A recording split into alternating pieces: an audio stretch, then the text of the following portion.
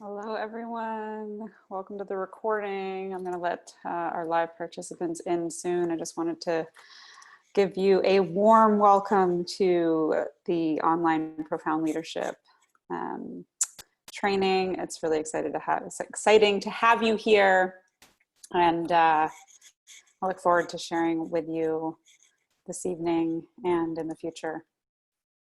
I'm going to pause the recording now, and we'll be back to you in a moment. Available to anybody that wasn't able to make it, and it'll be online.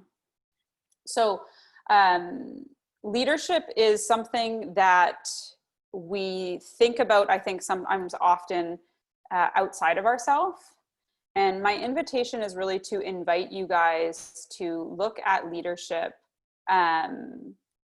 from an internal place, right? So what does it mean to be a leader from the inside out? So my premise for tonight, there's a quote that I typed out and that I want to share with you guys, that leadership is the art of making others better through our presence and making it last in our absence. And that's by Francis Fry. So this is what I hope to bestow on you guys tonight, is a concept, is some insights around what is leadership. How do we make the world and people around us better when we're with them? And how do we make that impact last when we're not with them? So for me, we cannot think about leadership without also talking about culture, right? And what's happening in the United States right now is a perfect example of this symbiotic relationship that occurs between culture, Holly's laughing, that occurs between culture and occurs between leadership. So it's a bit of a chicken and the egg thing. I want you guys to wrap your head around that for a second, right? Is leadership defined by culture, or is culture defined by leadership? And I believe personally it's a yes and, right? So leadership can certainly be defined by culture, and culture can definitely be defined by leadership. And we see what happens when there is a lack of leadership, when there's a lack of culture that honors the highest and greatest good, that honors like the core values of humanity, right? That is available to everybody, right?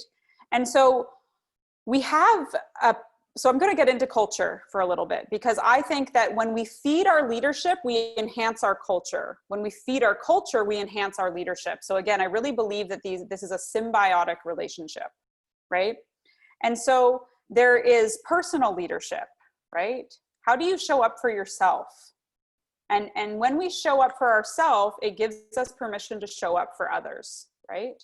When we show up for ourselves, when we lead others, we're giving permission for them to show up for themselves, right?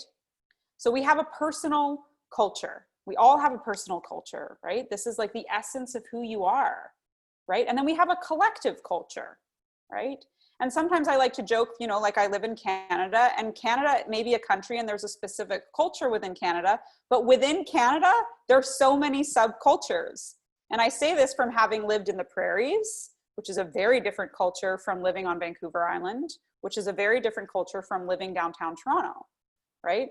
So we have subcultures, right? So there's all these different elements of leadership that we have to be responsible for as it pertains to culture, right? And I really want to, like, you guys feel free to, as we're going through this, if you agree with something, or if you're like, yes, me too, feel free to put it in the chat. I really want this to be a dialogue, right? So as much as I will try to keep tabs on the chat, this is also for you guys too, to connect with one another. So if I was on a call with Lisa Nichols, and she has 2 things that she encouraged us to put in the chat. So feel free to use them, feel free to steal them. One of them was put in BOL, which is breakthrough out loud, right? So if anything that I share with you, you have a BOL, you have a breakthrough out loud, feel free to put it in the chat. It'll be nice to know that you had an insight that landed for you. The other one was Yana, Y-A-N-A, you are not alone, right? So if you ever, you hear something that's, that you can resonate with, or you can put me too, that's fine too. But I'd love to see you guys engage in the chat if you're willing. So we have a personal culture, we have a collective culture, and we have subcultures. So our leadership is really dependent on the definition of our individual leadership, and how we impact others is really dependent on the individual, the personal culture that we have. Okay. So now I want you to ask the question, where does culture exist, right? Where does culture exist? You guys can put some stuff in the chat if you want, right? Where does culture exist? It can exist in media, right? It can exist visually through art, right? It exists primarily, and what I believe, culture exists in language. Culture exists in the home. Beautiful. Culture exists in the way that we communicate with one another, right? Culture exists in the language and in the way that we communicate with ourselves. So this is where I like to define culture as culture exists in language, and language can look many different ways. It can look verbal, it can look visually, it can be sentient, it can be felt, right? So if we want to look at leadership, we've got to look at our culture. And if we want to look at culture, we've got to look at our language, right? So what's the language that we're using? How do we communicate with others? And more importantly, how do we communicate with ourselves? Because we are inevitably in a relationship with ourselves. And I believe the relationship that we have with ourselves is the most important and powerful relationship that we have in the world, because it is the only one that lasts our entire life. So if we want to talk about evoking the profound leader within, we're inevitably talking about the relationship that we have with ourselves. And leadership, our individual leadership, is going to be dependent on the culture that we have with ourselves. And the culture that we have with ourselves is defined by the language we use. Okay? So this is how do we talk to ourselves? How do we nurture ourselves? How do we nourish ourselves? Because it starts with us, right? Profound leadership, leading others profoundly in a way that makes them better and impacts them so that they are better long after we're gone. That starts with us. That starts with how we're in relationship with ourselves, right? So we have to cultivate this. We have to cultivate awareness, right? We have to cultivate this. We have to be in cultivation with a powerful relationship with ourselves. Okay, so I'm going to go through and I'm going to give you guys I've broken down essentially 10 tools of what do I think defines a profound leader. So I'm going to give you guys these tools, and I'm going to break them down a little bit. And if you have any questions along the way, feel free to put it in the chat. Feel free to take notes. I've also got this in a PDF form. So if you want to, the kitty's having a little meow fest over here. I don't know if you can hear that. So if you guys want the PDF of this, you can just feel free to just message me or put your email in here. And I'd be happy to send you these 10 steps that I'm going to give you, or these 10 tools of what breaks down a leader, profound leadership. And just before I get in that, I just want to give a little bit more context. So we've defined leadership essentially as being a symbiotic relationship with culture, right? And we've defined culture as existing in language, right? The way that we communicate. One of the other key factors of leadership, guys, and profound leadership is the ability to cultivate trust, right? If you want people to follow you, if you want to lead, they have got to trust you, right? You cannot have profound leadership without also having trust. So building trust with people is so critical. It's so crucial. So what I'm about to give you guys here is essentially how I believe that we cultivate trust, right? The things that we can actually do, the things that we can put into practice that will then cultivate trust so that people can trust us, so that we can lead them. These are things that you can do in your relationship with yourself, so that you can cultivate a powerful relationship with yourself, so that you can lead yourself, so that you can lead others. Okay, and this is all in alignment with creating a more positive impact on the planet, right? This is what I truly believe, that now in these crazy freaking times we are living in, this is the time for you guys to cultivate your own leadership, your own innovation, bringing your unique gifts to the world, because this is what we need. We need groundbreaking leadership. We need groundbreaking innovation right now. And so what I want to give you guys here is what I hope that you will get out of this is some insight, some like aha moment that's like, this is the thing. I know that when I put this into practice, I know that when I do this, I will have a more profound impact on my life, my relationships, my career, my community, right? And so really it starts with trust and culture. So I'm going to give you guys these, what I believe are like the 10 tools, these 10 little nuggets that if you guys can put even just one of these into practice, again, it will feed that symbiotic relationship of culture and leadership. Okay, so the first one is intention. We've got to be clear with our intentions, right? Why do we want to lead? Where do we want to lead people to? Where is this coming from, right? What is it? What is our intention? Your intentions, I believe, they have to be in alignment with the highest and greatest good, right? And not only the highest and greatest good for yourself, but the highest and greatest good for the collective, for humanity, right? When we are clear on our intentions and when our intentions are pure, this is inevitably a profound way to lead, right? Number 2 is integrity, right? Integrity is like the cornerstone of cultivating trust. So integrity means doing what we say we're going to do and cleaning it up when we can't. Being our word, right? We take nothing with us when we leave this body. The legacy that we leave will be dependent on how true we were to our word. So integrity is doing what you say you're going to do when you say you're going to do it and cleaning it up when you can't. Sometimes I use these terms, what I call coach speak, right? So is anybody unclear of what I mean by clean? Holly's laughing because she's also a coach. Is anybody unclear with what I mean when I say cleaning it up, right? Cleaning it up when you can't. Is anybody, if you're unclear on that, just write unclear and I'll get into a little bit more, but hopefully, hopefully that's you're feeling, just fixing the mess you made. You got it, exactly. And sometimes that means having an uncomfortable conversation. And I will tell you guys, I think the biggest thing that gets in the way of people's growth, intimacy, relationships, success is this unwillingness to have uncomfortable conversations, okay?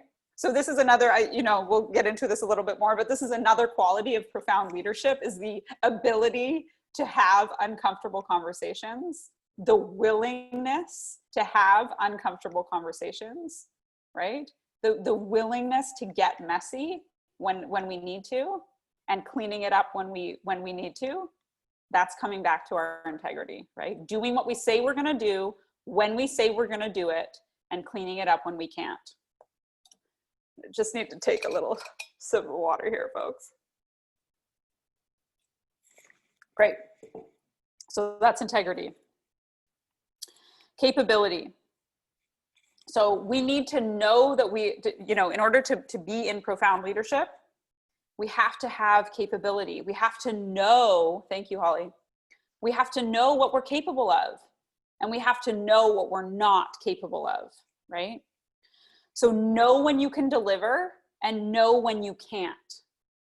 And when you can't deliver or you don't have the capacity, one of the qualities of profound leadership is either finding a way, getting the training, getting the education, finding the resource, finding the answer that you need, right? Or being clear that you can't. And I want to say that the last two things that we just discussed is actually one of the ways that we train people that they can trust us. Because if you come to me and you say, hey, Emily, I would love to have you write the intro to my book. Can you have it to me by next Wednesday? You know what? If there's this like real thing that happens in the world, it's called yes culture, right? People pleasing, right? We want to please people in the moment. So we say yes. And then Wednesday comes and I blow the deadline and I don't give you your intro for your book. And what does that do? One, I'm out of my integrity. And two, I just trained you that you can't trust me, right? Sometimes being willing to have an uncomfortable conversation is actually you cultivating trust with people. We're so scared of being uncomfortable that we're training people that they can't trust us, right? So being capable, knowing when you're capable, knowing when you're able, and knowing when you're not, right? And being able to communicate that in alignment with whatever the truth is without having to just people please. All right, number 4 is capacity, right? Create the time that you need to do what needs to be done, okay? And when you can't, communicate that. You know, I hope that this also goes without saying, you guys, that this goes for like, you know, leadership out in the community, leadership out in the world. But this is so also important for the leadership and the relationship that we have with ourselves. Know when you have the capacity to take something on and know when you don't, right? Know when it's time to say no to something. Know when it's time to set a boundary with something, right? You know, do you have the bandwidth to deliver? Do you have the capacity to deliver, right? And if you don't, can you communicate that clearly? Can you clean it up, right? Are you at least willing to have that uncomfortable conversation, right? It will go so far because when you do that, you're training people that they can trust you. And that's how you become a leader. You're in your integrity, you're in your authenticity. All right, number 5 is saying no or counter offering. Okay, when you set boundaries with your time and your energy, you're embracing profound leadership. When you're assessing your ability to deliver and you know when you cannot, you say no or you counter offer, right? This keeps you honest. This cultivates trust and it keeps you in your integrity. You create trust with everyone when you create an agreement. So if you ask me to write the intro for your book and you want it next Wednesday, and I'm so honored and I'm really excited and I really want to do it, but because I'm a profound leader, I'm checking in with myself and I'm like, I know that I've got this, and that going on. Wednesday might be a little tight. I'm not actually, you know, can't be in my integrity and commit to that.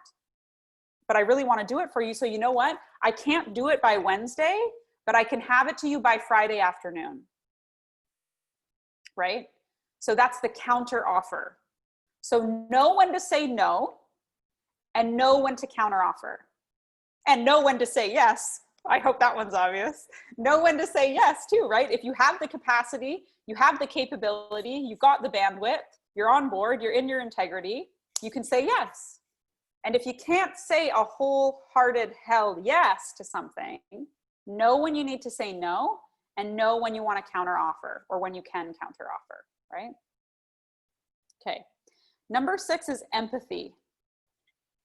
Empathy is something that I think is so widely overlooked when it comes to leadership. We can all smell fake from a mile away. We can all smell self-serving from a mile away. And we've got enough of that in our world, right?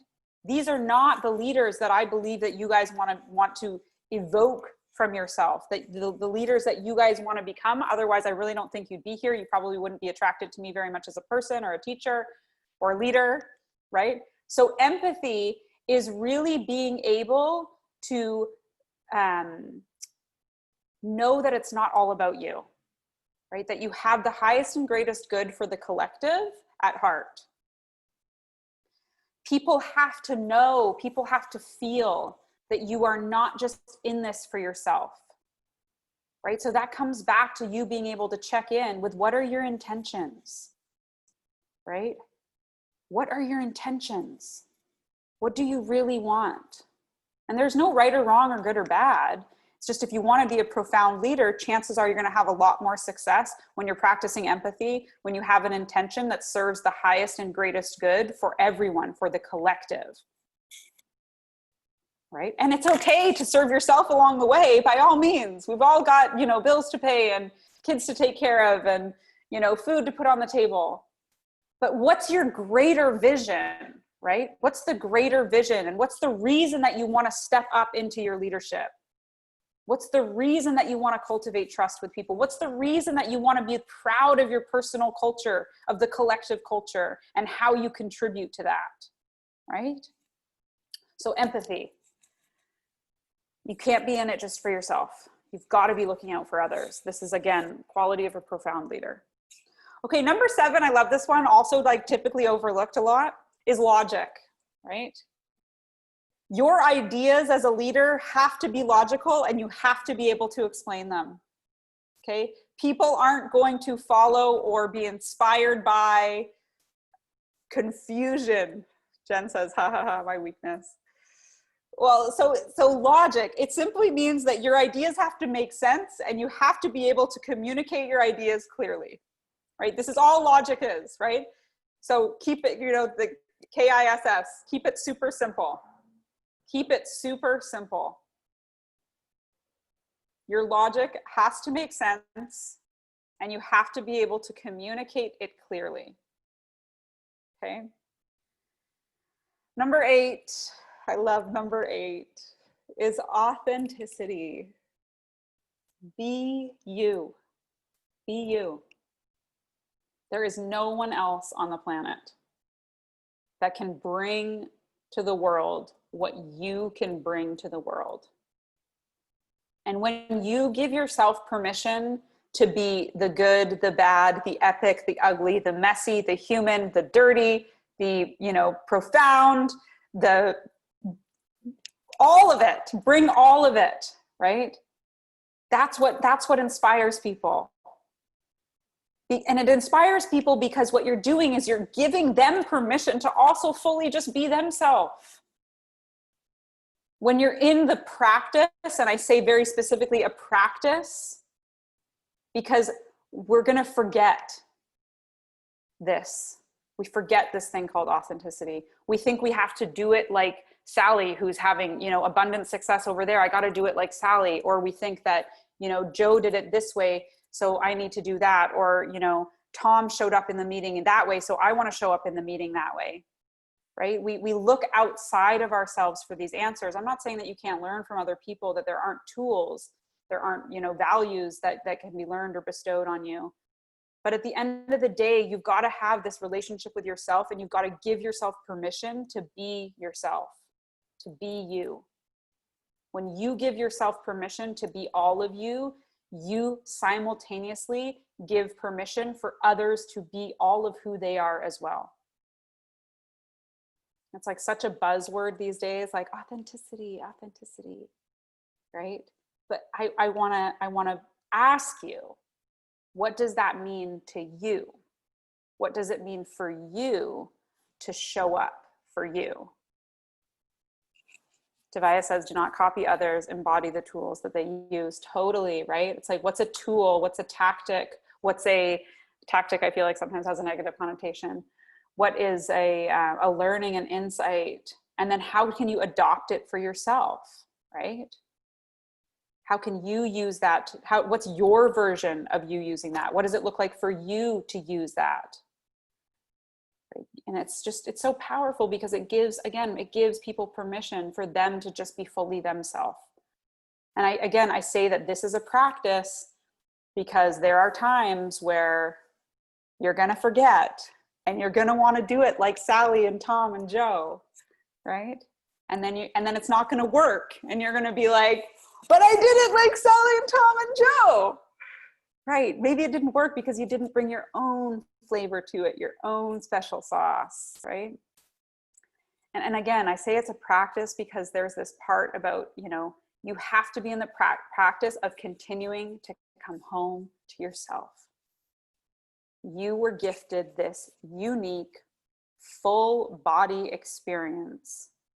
And what you have, nobody else has. Now, I know you guys have heard this before, and I'm going to say it again. It's like there's like 4 trillion things had to go right for you to be here, for you, your spirit, your soul to be in this body. So many things had to go right. So it's like, remember, you are enough because you exist. You have a calling and a mission to be here because you are here. And really, if there was ever a time on the planet for you to bring that special sauce out, the time is now. We need this. We need our unique selves. We need our unique gifts, right? And when we give permission for ourselves to explore and to do those things, we give permission for others to do the same. This is leading by example, right? Okay, moving on. I should just do a whole thing on authenticity. I love it. And okay, so actually I am gonna go into a little bit more of authenticity for a minute.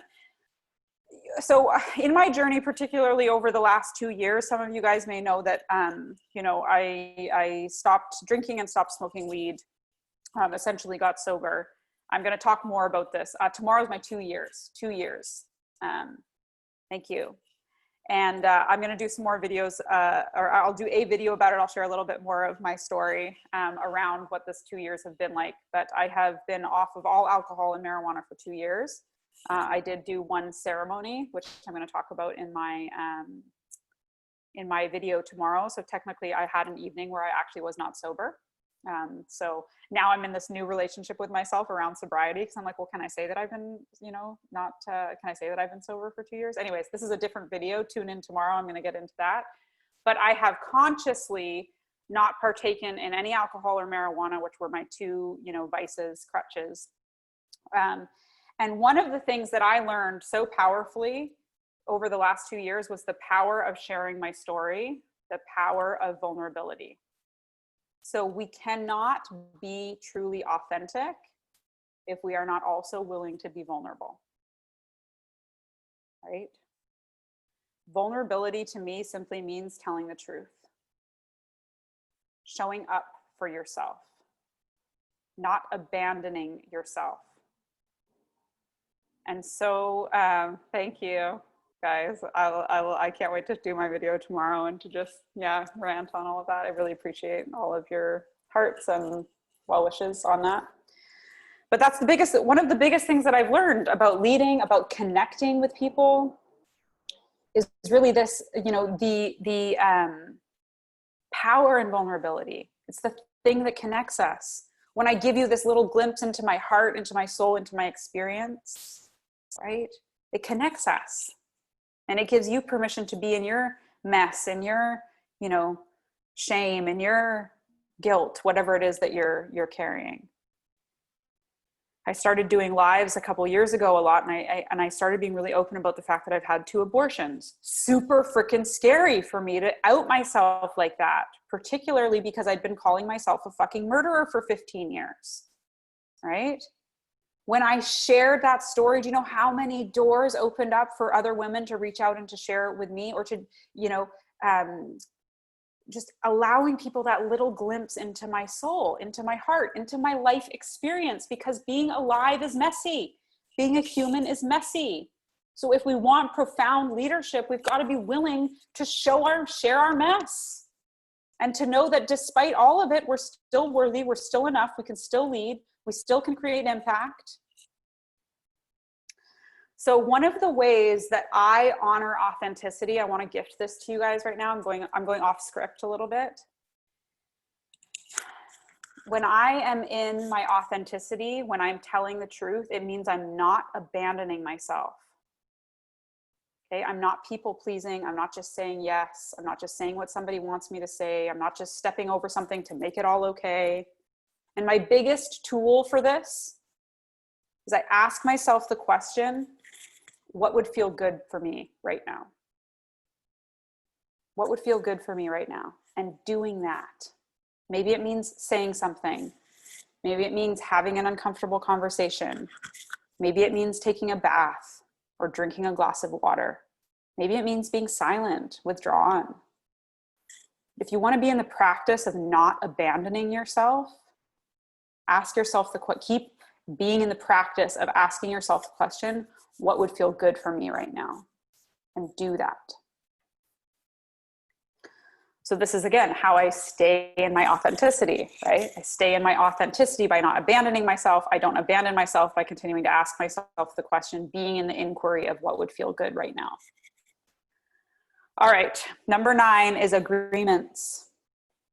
So when we talk about leadership being a symbiotic relationship with culture, we want to look at what kind of a culture do we have in the realm of expectations, agreements, and requests.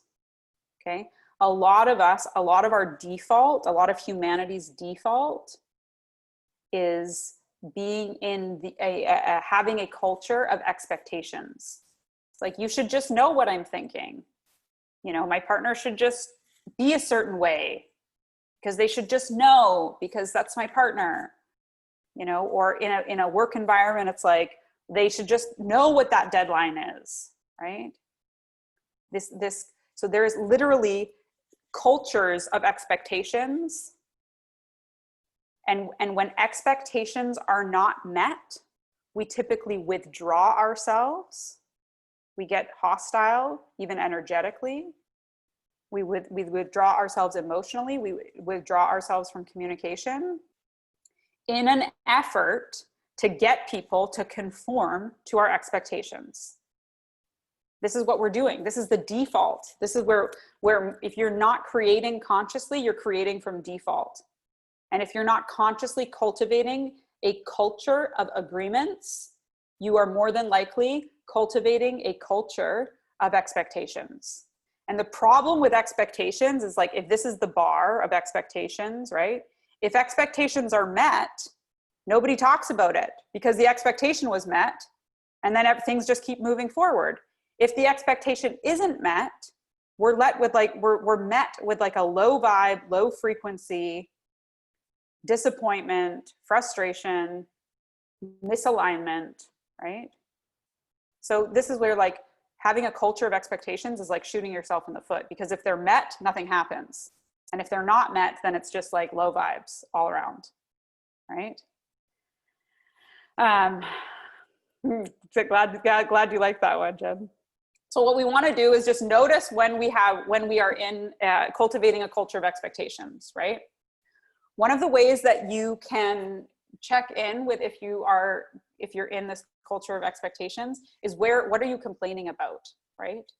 And when you are complaining about things, can you find out who or what conversation needs to be had to transform that complaint into a request? And the reason that requests are so powerful is because a request is the thing that creates agreements. And agreements are both parties buying in. Agreements are everyone knows the what by when, right? One of the more tricky things in this realm is creating agreements, a culture of agreements with ourselves.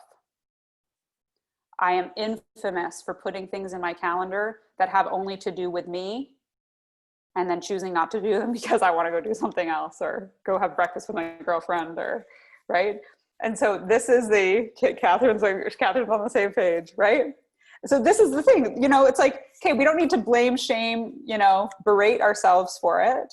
But this points to where we can increase our own capacity for a culture of agreements, for a culture of profound leadership, for a language, an integrity of agreements with ourselves, okay?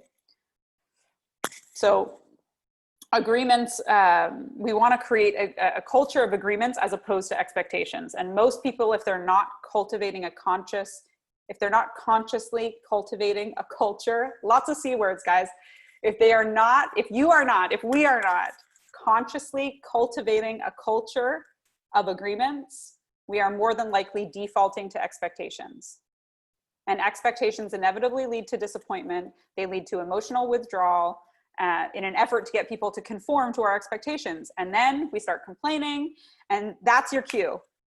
If you notice that you complain about stuff, this is your cue to start looking at, where have I lacked creating agreements around this area of my life, with this person, with this scenario, with myself?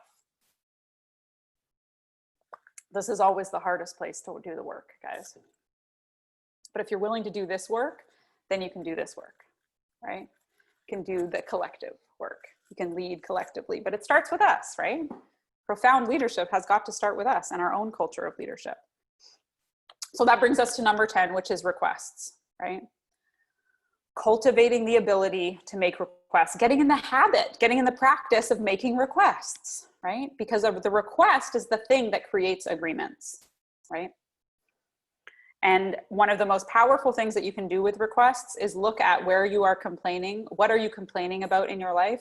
Chances are there is a person, a place, or a thing of which you can make a request, you can design an agreement, and you will transform what the outcome of that scenario, situation, relationship is simply by making a request.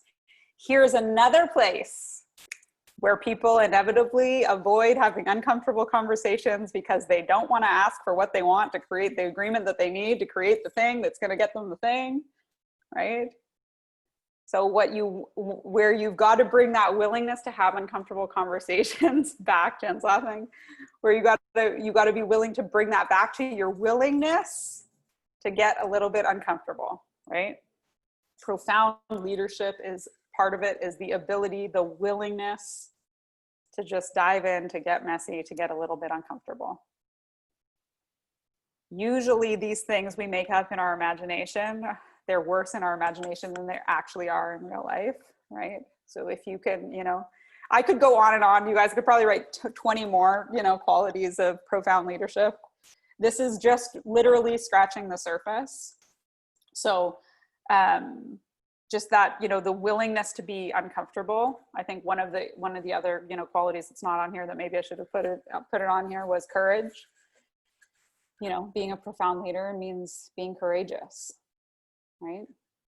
So I want to share something with you guys. If you found tonight useful at all, we're going to take some questions if anyone has any. I want to, support you guys to make this real for you if there's anything that came up. But if anything that you found tonight was beneficial for you, I am starting next week a 6-week, 5 calls, profound leadership immersion. So we're going to be diving into these things a little bit deeper. Until tomorrow night, it's just 197 Canadian dollars. Okay. I wanted to make this a really simple hell yes for people, to really support them to bring their profound leader out and into the world. So there's a link that I put in the chat. You guys can, there's 30 spaces available.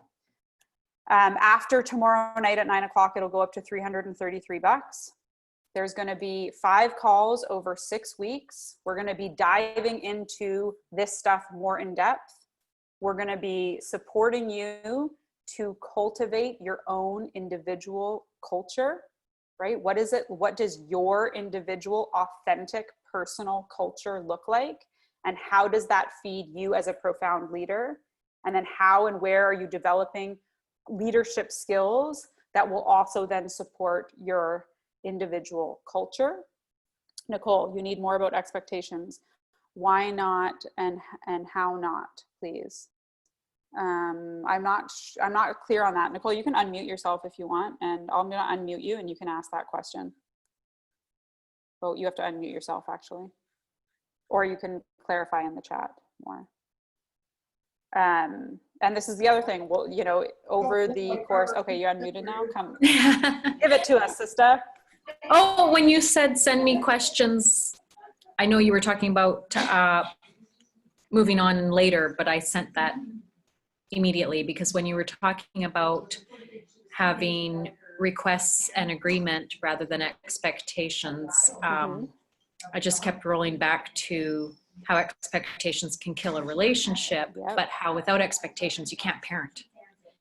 And that at work, Yes. Okay. like I totally, just, okay. there was That's more all clear these, for me. yeah, I was all over with, like I was all over the place with how having expectations at work is just part of how work is, because there's so many people involved. There has to be an expectation set, and same with parenting, but that in a relationship, it doesn't work. And then I was just, yeah, looking for more about how not to do that and why that's not the path. Totally. Thank you for bringing that. And I think that it's I'm really eating powerful. pizza is the only reason I took myself out of the picture. What's that? I was eating pizza. Oh, no worries. No worries at all. Okay. So I think that this is a really great question because, and I've often, sort of battled with this one myself. But here's the thing, where you are disappointed with something is probably because there's an unmet expectation, right? And if the expectation isn't met, the question to ask yourself is, do you have an agreement around whatever that thing is? So I may expect that my children use their manners, right? I just expect this of them. But somewhere along the line in my parenting, I would have had to have created an agreement with them that when someone gives you something, you say thank you.